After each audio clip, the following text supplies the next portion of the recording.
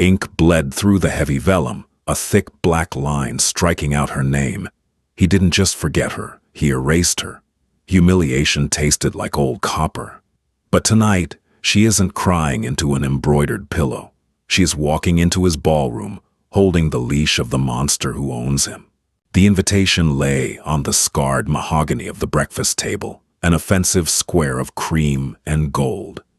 It was addressed to Mrs. Hastings and family, but beneath that, in a script Lydia knew as well as her own, a thick line of black ink was dragged ruthlessly through Miss Lydia Hastings, Arthur's handwriting.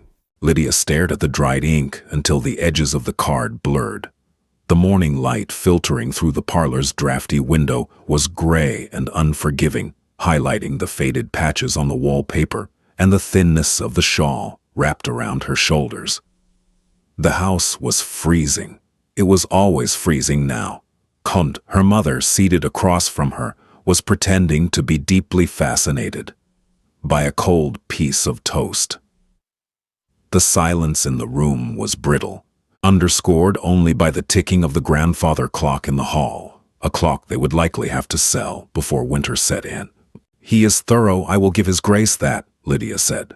Her voice cracked, betraying her. She cleared her throat, hating the sound of her own vulnerability. "Lydia, darling, please," her mother whispered, her gaze dropping to her lap. "It is a duke's engagement ball. We are barely clinging to the fringes of society as it is. It was kind of him to invite me." "Kind," Lydia barked a sharp, humorless laugh. She picked up the card. The vellum was thick, expensive. It felt heavy in her fingers.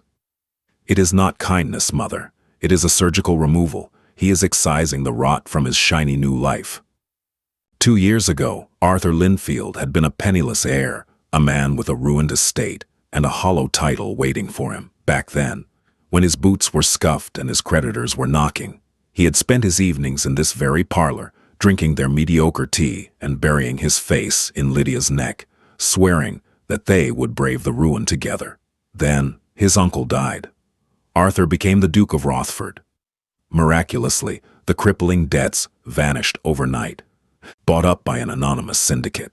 He was solvent, he was powerful, and within 3 months he was engaged to Lady Caroline Miller, a woman whose blood was as blue as her dowry was vast. He hadn't even had the courage to break it to Lydia in person.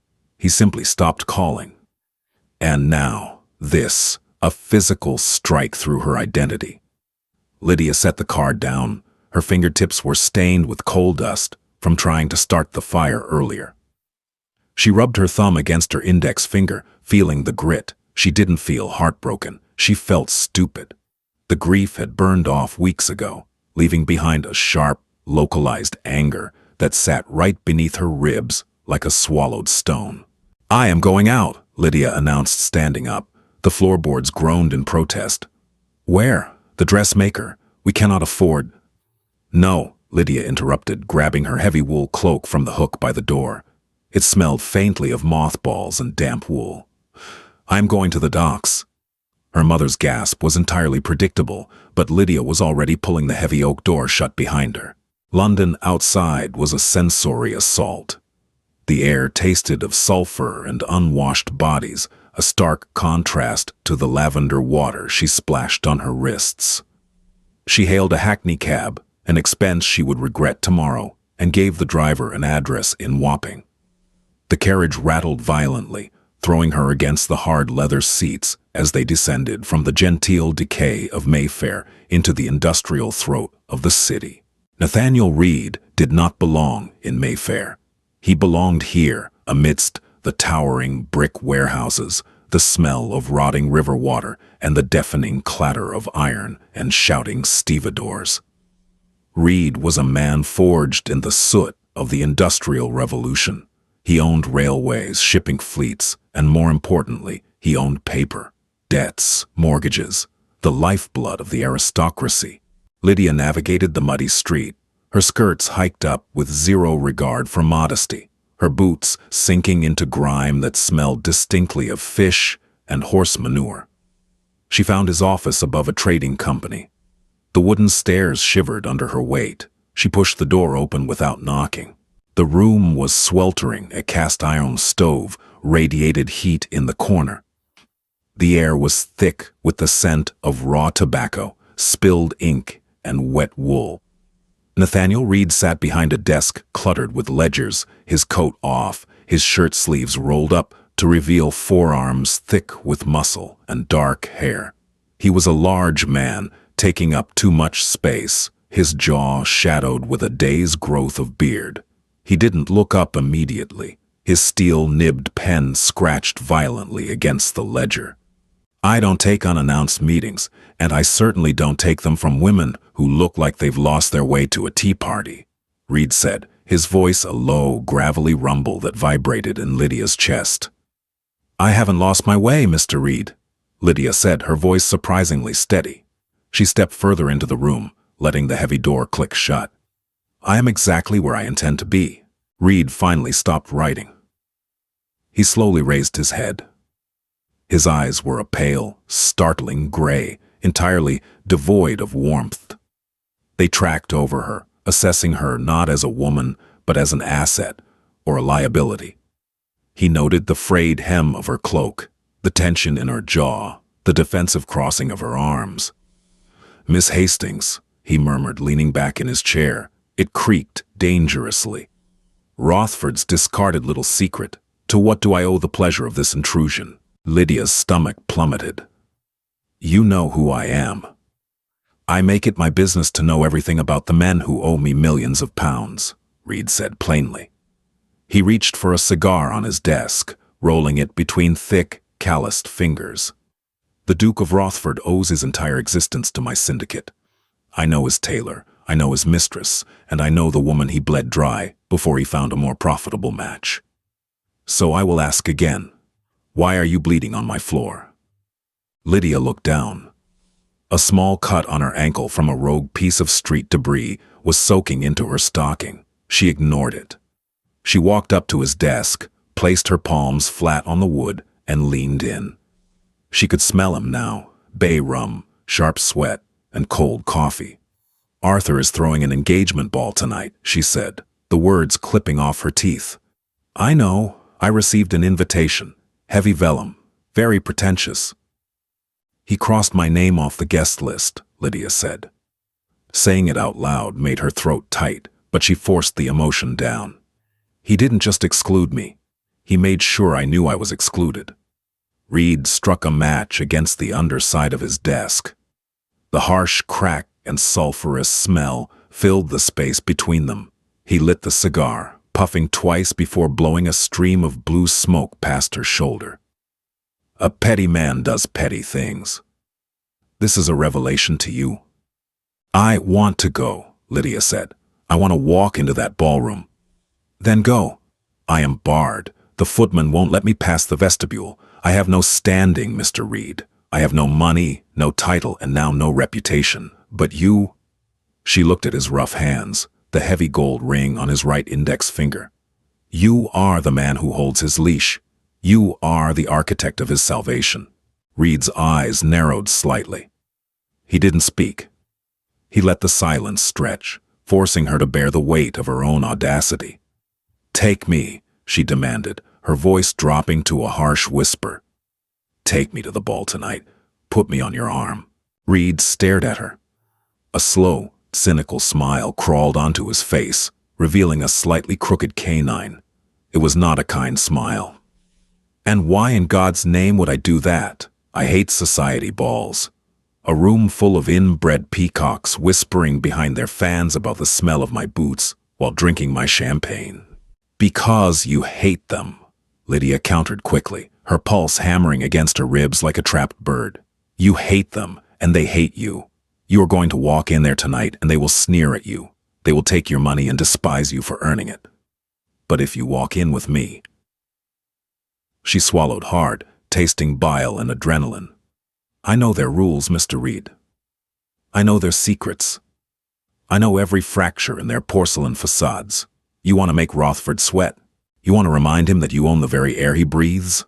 Walk into his perfect, sanitized new life with the mess he tried to sweep under the rug. Reed considered her. The gray eyes were entirely unreadable, He took another drag of his cigar. The smoke stung Lydia's eyes, but she refused to blink. "You're shaking," he observed flatly. "I am angry," she snapped back. "Anger makes people clumsy. I don't tolerate clumsiness." He leaned forward, resting his heavy forearms on the desk, suddenly closing the distance between them. The sheer physical gravity of the man was overwhelming. "You want to use me as a battering ram, Miss Hastings. And you get to watch the castle walls crumble," she whispered. For a long, agonizing minute, the only sound was the crackle of the stove.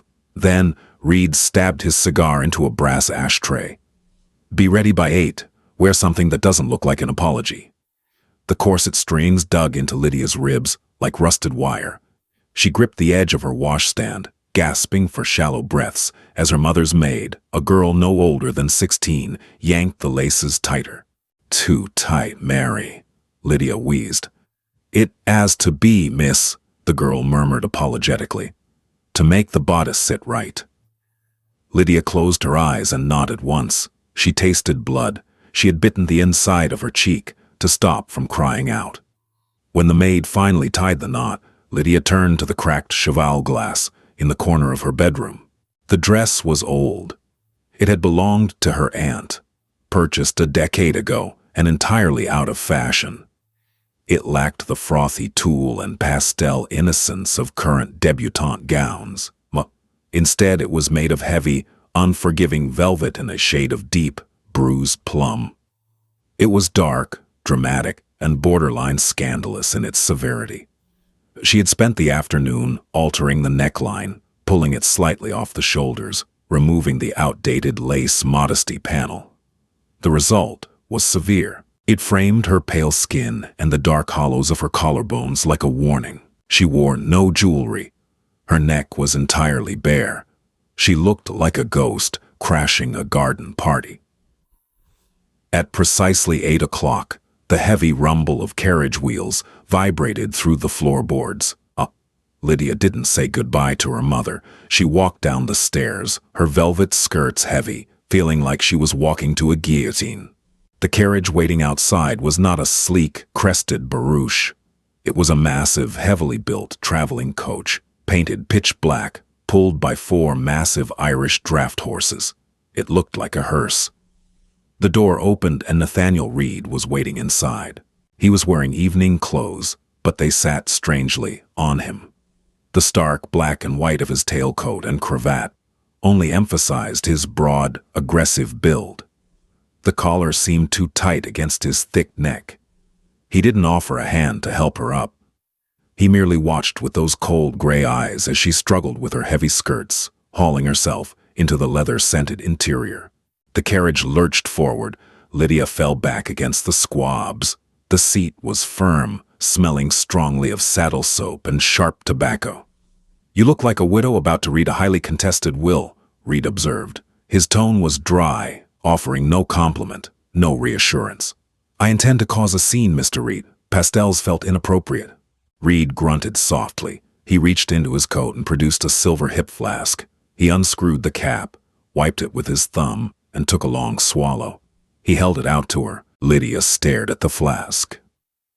Proper ladies did not drink hard spirits from the hands of industrialists in dark carriages. The carriage hit a pothole, her shoulder knocking against the wooden frame. The reality of what she was doing crashed over her. She was about to ruin herself permanently. There would be no coming back from this. No respectable man would look at her after she paraded into a duke's ball on the arm of his creditor. Her hand trembled as she reached out and took the cold metal. She brought it to her lips and tipped it back. The brandy was cheap, hot, and tasted of peat and fire. It burned a fiery path down her throat, making her cough violently. Her eyes watered, ruining the powder on her cheeks. Reed actually chuckled. It was a low, rough sound that filled the carriage.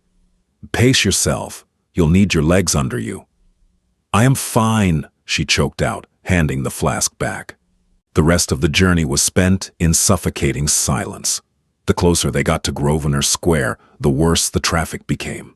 The street was clogged with a line of glowing, varnished carriages, their coachmen shouting insults at one another, Horses snorting in the damp night air. The glow of gas lamps hissed aggressively, casting long, warped shadows across the cobblestones. Finally, the carriage jolted to a halt outside Rothford House. The sheer scale of Arthur's new wealth was staggering. The mansion's facade was illuminated by hundreds of torches. Flanking the massive stone steps were footmen in gold and crimson livery, colors paid for by the man sitting across from her. Reed pushed the door open before a footman could reach it. He stepped down, his boots heavy on the pavement, and finally offered her his hand. His palm was rough, calloused, shockingly warm through her thin silk glove. When she took it, his grip was iron. He didn't let her lean on him. He pulled her up, forcing her to stand tall. "Spine straight, Miss Hastings," he murmured near her ear. The smell of bay rum and tobacco enveloped her. "If you act like prey, they will eat you." They ascended the steps.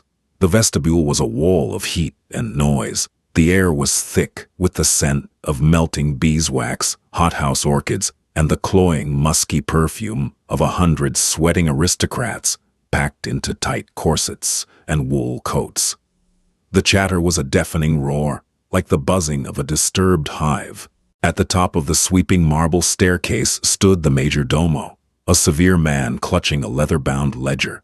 He was calling out names, his voice echoing off the vaulted, frescoed ceiling. Lydia's heart began to hammer against her sternum. The corset was suddenly intolerable. She couldn't breathe. The edges of her vision blurred. She felt a sudden, terrifying urge to run, to bolt down the stairs and disappear into the London fog. They reached the landing.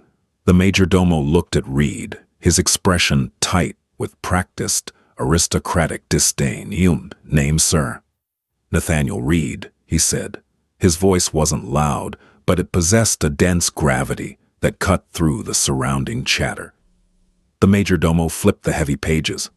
"Ah, yes, Mr. Reed." He looked at Lydia, his pen hovering. "And your companion?" "Miss Hastings," Lydia whispered. Her voice betrayed her. It was too soft, too thin. The majordomo's eyes flicked down to the list, then back up. His face hardened into a mask of polite refusal. "I am sorry, Mr. Reed. A Miss Hastings is not on His Grace's list. I am afraid I cannot permit her entry."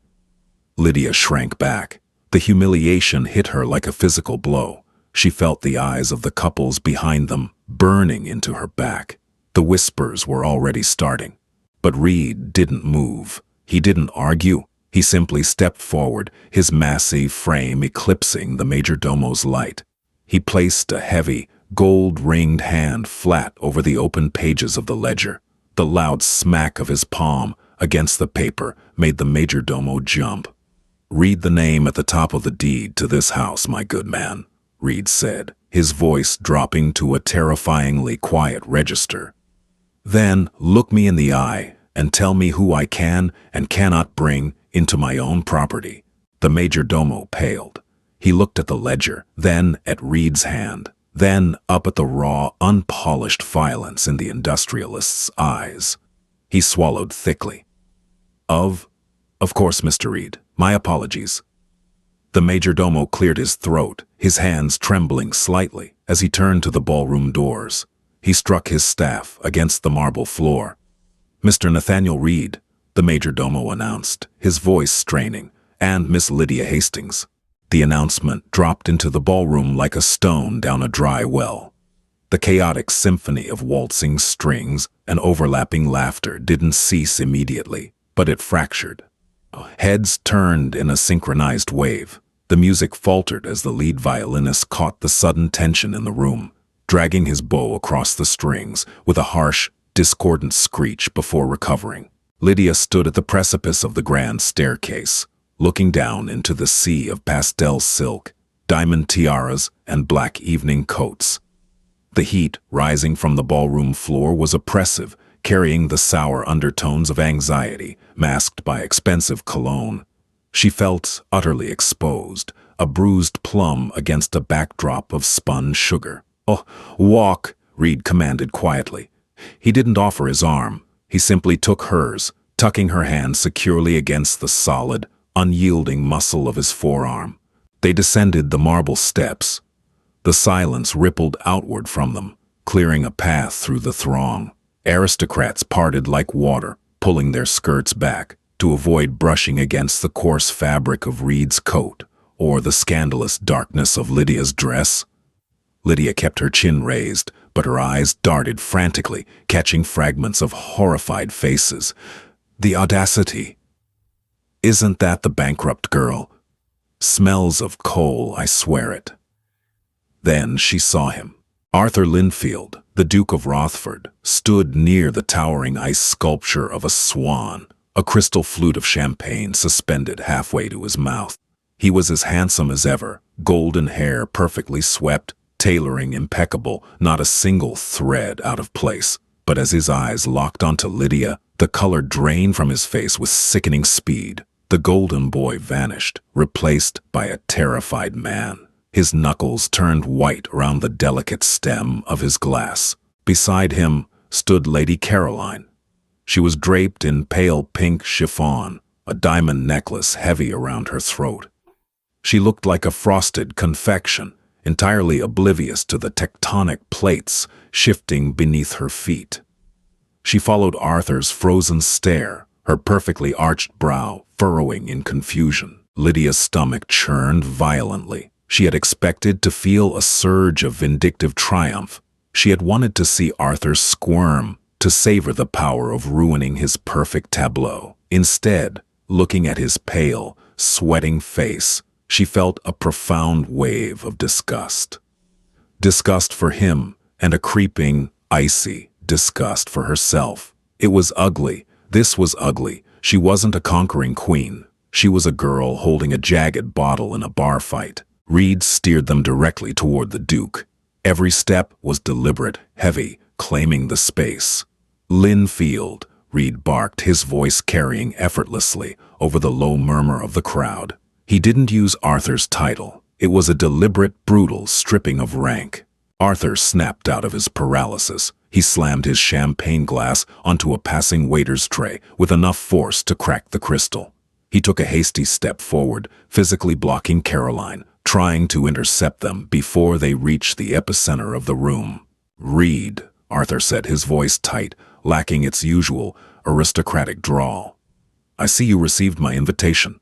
His eyes darted to Lydia, a flash of pure, venomous panic in his blue irises. "But I fear there has been a profound error at the door. Miss Hastings is not on the guest list." "There was no error," Reed replied, stopping perfectly out of Arthur's reach, forcing the Duke to look up slightly. "Miss Hastings is under my protection tonight. I found her wandering the drafty halls of poverty you abandoned her in, and thought she could use a hot meal. Your kitchens are still functioning, I presume, thanks to the quarterly injection of my capital." A collective intake of breath echoed from the eavesdropping circle around them. Arthur's face went from pale to a splotchy, furious crimson. The mention of his finances in public was a grievous sin, a breach of every unspoken rule of their class. "You step over the line, sir," Arthur hissed, leaning in, his voice trembling with repressed rage. He looked at Lydia.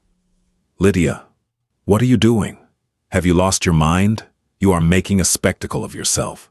You are not welcome here. Leave, now." Lydia's breath hitched.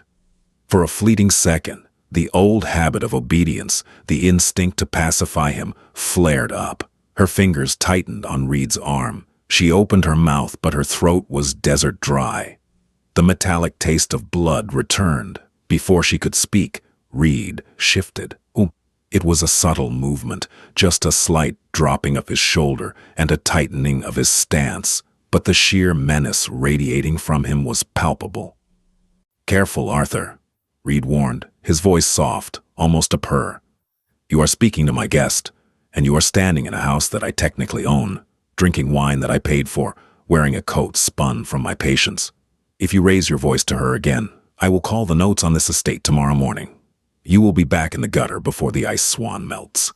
Arthur flinched as if he had been struck across the face. He opened his mouth, then closed it. He looked around wildly, realizing the entire room was watching, waiting for the Duke of Rothford to defend his honor. But he couldn't. He was a paper king, and they all suddenly saw the strings. Lydia watched the disintegration of the man she had loved. She saw the sweat beading on his upper lip, the frantic, cowed look in his eyes as he stared at Reed's unyielding chest. He was small. He was so incredibly small. The heavy, suffocating knot of anger that had lived in Lydia's chest for weeks suddenly snapped. It didn't vanish into relief. It evaporated into exhausting apathy. "Let him be, Mr. Reed," Lydia said. Her voice was raspy, but it cut through the tension. She finally looked Arthur directly in the eyes. Her gaze was as flat and cold as the whopping docks. "There is nothing here worth ruining. It's already hollow." Arthur stared at her, his jaw slack. He looked physically sick. Reed glanced down at her, a flicker of genuine surprise crossing his gray eyes. He studied her pale face, the rigid line of her back, the way her hand trembled against his sleeve. The corner of his mouth twitched upwards, not a cynical smile this time, but something resembling respect. "As you wish, Miss Hastings," Reed said smoothly. He looked back at Arthur, dismissing him entirely. "Now I believe they are playing a waltz, and you owe me a dance." Without waiting for Arthur to step aside, Reed walked forward. Arthur scrambled backward to avoid being plowed over by the larger man. Reed led Lydia directly onto the polished parquet of the dance floor, leaving the Duke of Rothford stammering in his wake, his perfect engagement ball irrevocably stained with soot and bruised plum. The orchestra scrambled to find the downbeat. The lead violinist, sweating profusely under his collar, struck a desperate chord, and a Strauss waltz spilled unevenly into the cavernous room. Nathaniel Reed did not dance like a gentleman. There was no effortless glide, no practiced hovering. He moved like a man accustomed to shifting his weight on the slick, pitch-heaving deck of a cargo ship. He stepped into Lydia's space, his right hand settling flat and heavy against the velvet at her lower back. The heat of his palm bled through the thick fabric instantly. With his left hand, he engulfed her cold, trembling fingers. He didn't wait for her to find her footing. He simply pulled her into the rhythm, forcing her to match his long, aggressive strides. Around them, the crowd scrambled to clear the floor. Pastel silks and starched black tails retreated to the gilded edges of the room, leaving a massive, empty expanse of polished oak. Lydia and Reed were an isolated storm system spinning in the center of an opulent vacuum. "Breathe, Miss Hastings," Reed muttered. His voice rumbled against her temple. He was too close. The rules of ballroom propriety dictated a polite foot of distance between partners, but Reed held her tightly against the solid wall of his chest. "I am breathing," Lydia managed, though the words were shallow, scraped from the top of her lungs. "You are suffocating," he corrected bluntly. "Your lips are turning gray. Don't look at them." Lydia hadn't realized her eyes were darting frantically to the perimeter, snagging on the horrified faces of women who had once shared tea in her parlor. Lady Jersey was whispering furiously behind a painted fan. Lord Higgins was openly sneering, and Arthur was still standing by the ice swan, a pale, deflated ghost of the man she had wept over for 2 months. "Look at the third button of my waistcoat," Reed ordered. It wasn't a suggestion. His fingers flexed against her spine, a physical command. Lydia snapped her gaze away from the crowd and stared at the dark, dull brass button stitched into his black wool vest. It smelled of stale cigar smoke and the sharp, metallic tang of the London rain he had dragged in with him. It wasn't a pleasant smell, but it was real. It grounded her. "Better," he said. They turned sharply. Lydia's heavy plum skirts flared, the heavy velvet swishing aggressively against Reed's boots. "The adrenaline is leaving your blood. It always feels like a hollowed-out stomach when it goes. You thought humiliating him would fill the space he left." "I didn't think it would feel like this," she confessed. The admission tasted like ash. "I feel sick. I just want to go home." "Of course you do. Vengeance is a poor man's dinner. It fills the mouth but starves the belly." He steered her expertly away from a decorative pillar. "But you didn't collapse. You looked the rat in the eye and saw him for what he was." Most people live their entire lives actively avoiding that particular mirror. Lydia chanced a glance up at his face. Reed wasn't looking at her. He was scanning the room with the detached, predatory calculation of a general evaluating the conquered city. His jaw was locked, the faint shadow of stubble dark against his skin.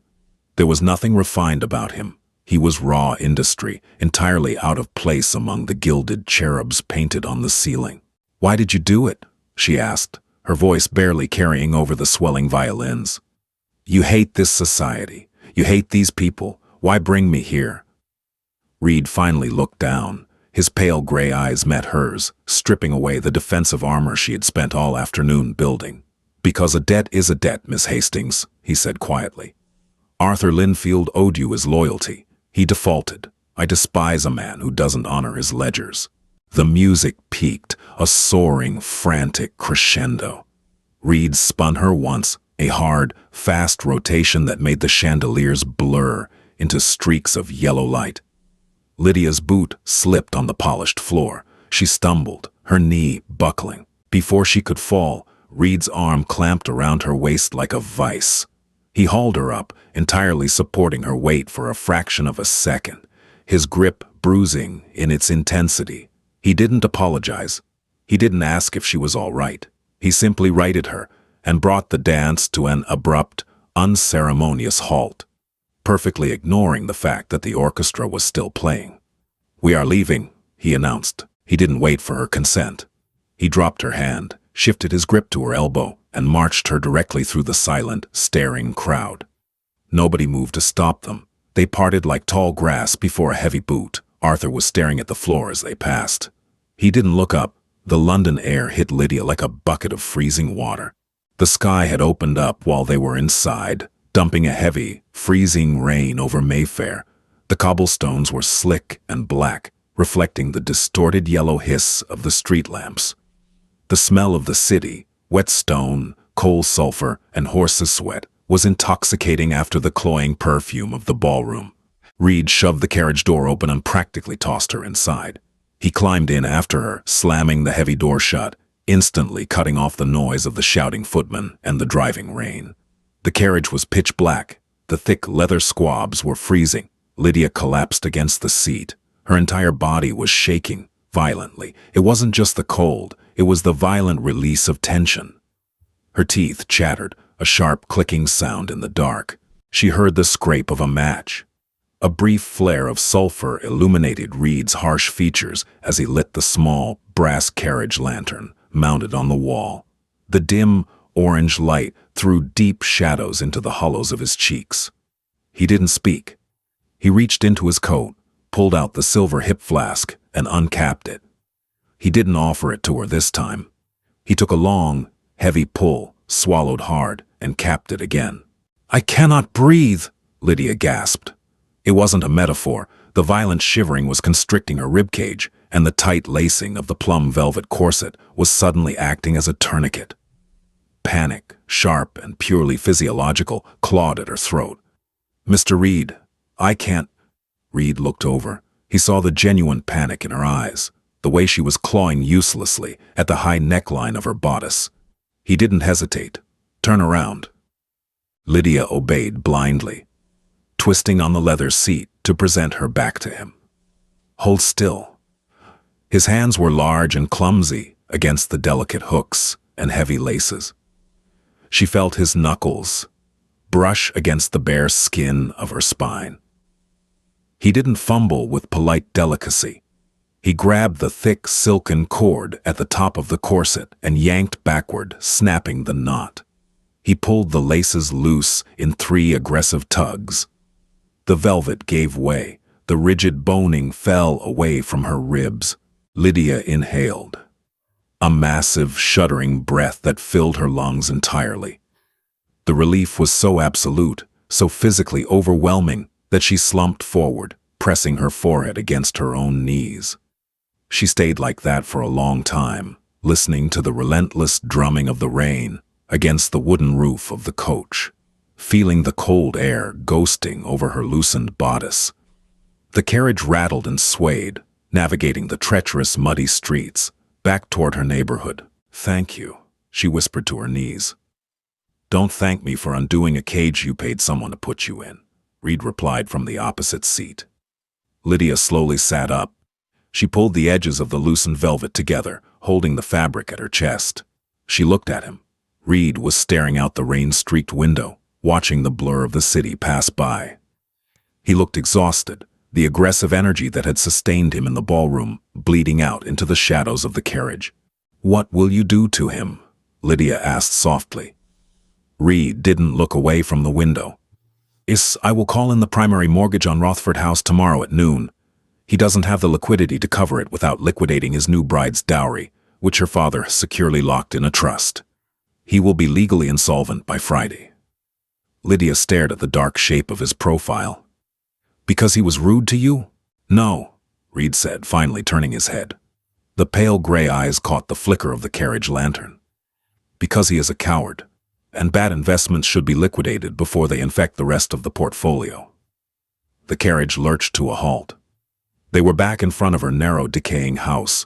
There were no torches here, no footman in gold livery, just a dark, peeling door and a single, sputtering street lamp. Reed opened the door and stepped out into the freezing rain. He didn't bother with an umbrella. He turned and held out his hand. Lydia took it. She stepped down, her unlaced bodice shifting uncomfortably, her heavy skirts dragging in the mud. The cold rain plastered her hair to her cheeks instantly. Reed didn't let go of her hand.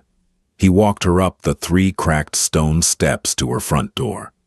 The overhang offered a meager sliver of protection from the downpour. They stood in the dark.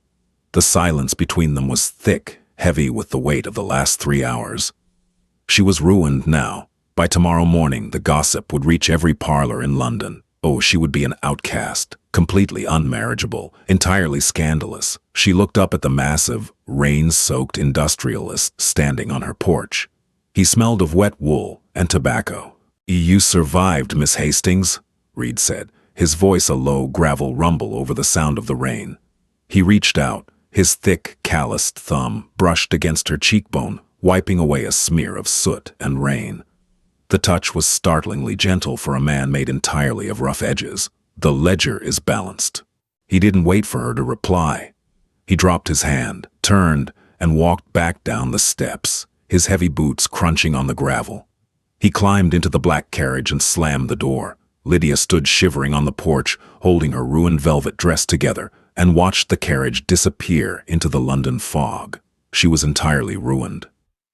She was cold, she was exhausted, and her ribs ached terribly.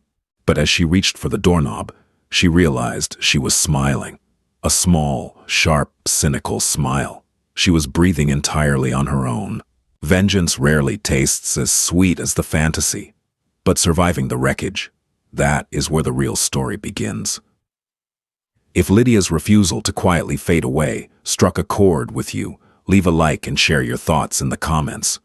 Would you have walked into that ballroom or burned the invitation?